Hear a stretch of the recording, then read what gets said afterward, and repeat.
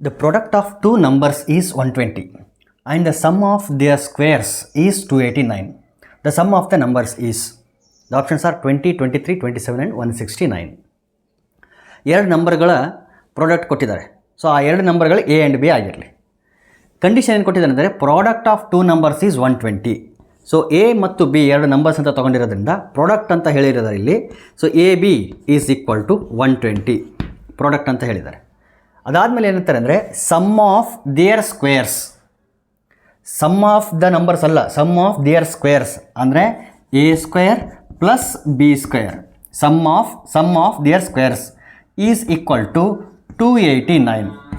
ನಮಗೇನು ಕೇಳಿದ್ದಾರೆ ಅಂತಂದರೆ ಸಮ್ ಆಫ್ ದ ನಂಬರ್ಸ್ ಅಂದರೆ ಎ ಪ್ಲಸ್ ಬಿ ಏನಾಗಿರುತ್ತೆ ಅಂತ ಕೇಳಿದ್ದಾರೆ.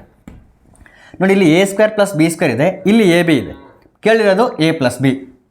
ಸೊ ನಾವೇನು ಮಾಡೋಣ ಅಂತಂದರೆ ಐಡೆಂಟಿಟಿನ ಕನ್ಸಿಡರ್ ಮಾಡೋಣ. ಯಾವುದು ಅಂತಂದರೆ A plus B whole square, ಈ ಐಡೆಂಟಿಟಿ ಕನ್ಸಿಡರ್ ಮಾಡಿ.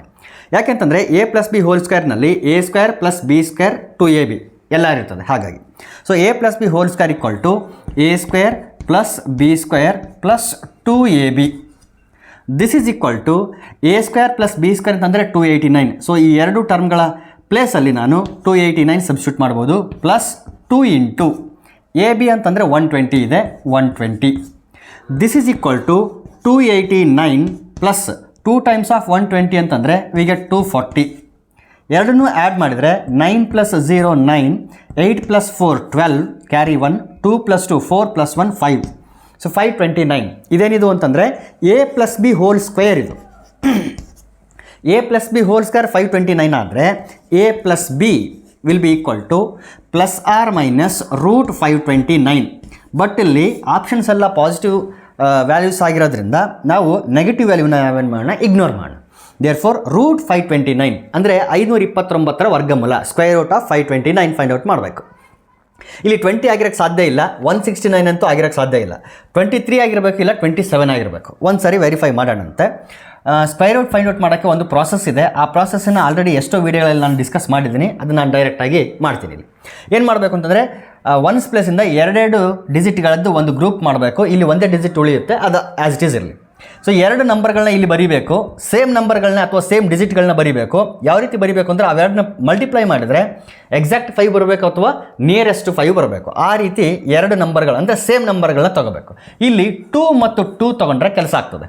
2 2s 4, 5 ಮೈನಸ್ 4 ಅಂತಂದರೆ 1. ಈಗ ಕೆಳಗಡೆ ತೊಗೋಬೇಕಾದಾಗ ಬರೀ 2 ತೊಗೊಳ್ಬಾರ್ದು, 29 ತೊಗೋಬೇಕು. ಆ ರೀತಿ 29 ತೊಗೋಬೇಕು ಅನ್ನೋ ಥರ ಆ ಕ್ಲೂ ಸಲುವಾಗಿಯೇ ನಾವೇನು ಮಾಡಿದ್ದೀವಿ ಅಂತಂದರೆ ಈ ಒಂದು ಲೈನನ್ನು ಮೇಲ್ಗಡೆ ಬರ್ಕೊಂಡಿರೋದು.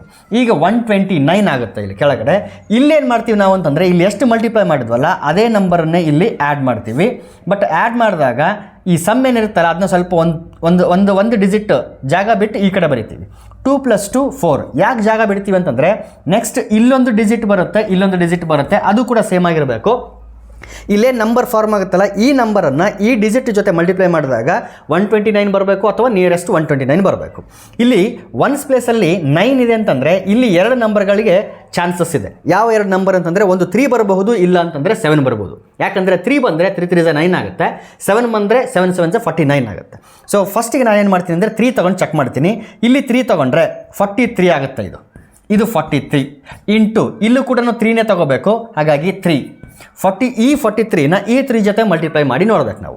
3 3s 9, 3 4s 12. ನೋಡಿ 129 ಬಂತು. ಹಾಗಾದರೆ ಆ್ಯಕ್ಚುಲಿ ಇಲ್ಲಿ ಬರಬೇಕಾದಂಥ ನಂಬರ್ ಯಾವುದು ಅಂತಂದರೆ 3. ಸೊ 43, ಇದು 3 ಮಲ್ಟಿಪ್ಲೈ ಮಾಡಿದ್ರೆ 129 ಬಂತು, ಸಬ್ಟ್ರಾಕ್ಟ್ ಮಾಡಿದ್ರೆ 0 0 0.